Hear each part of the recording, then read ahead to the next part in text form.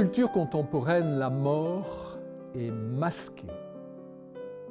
On en parle très peu. On parle donc encore moins de l'au-delà de la mort et pas du tout de la résurrection. Tout se passe dans ce monde-ci et maintenant. N'existe que ce que l'on voit, ce que l'on touche, ce que l'on peut constater directement. Et il y a ainsi plusieurs temps, plusieurs phases dans une vie humaine. L'enfance, le temps des études, celui du travail, celui de la pension et celui des homes ou maisons de repos. Le travail est pénible, le rythme est pressant. Alors la pension est rêvée comme un paradis. Le temps des homes ou maisons de repos est en quelque sorte un au-delà, hors du temps.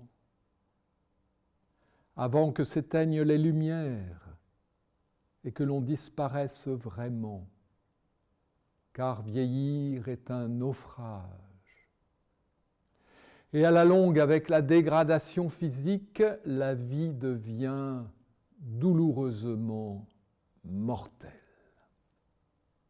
Vous est-il arrivé de rêver de résurrection, d'aspirer à ce temps-là, d'essayer de l'imaginer?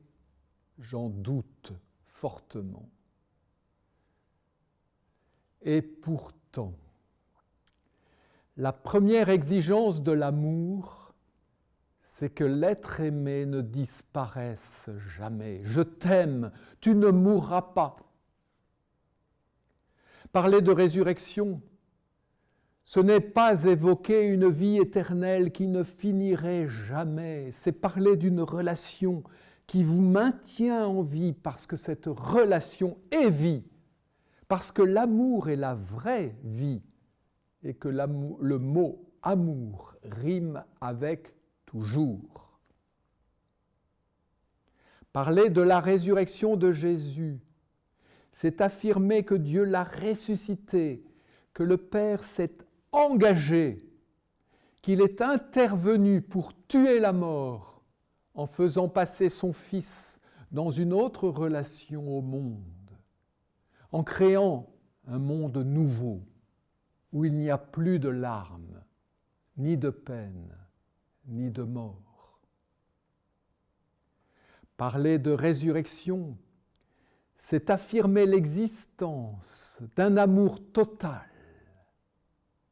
où l'on aime l'autre pas seulement comme une idée, comme une âme ou comme une personnalité, mais comme un être complet, avec une intelligence, mais aussi avec un corps.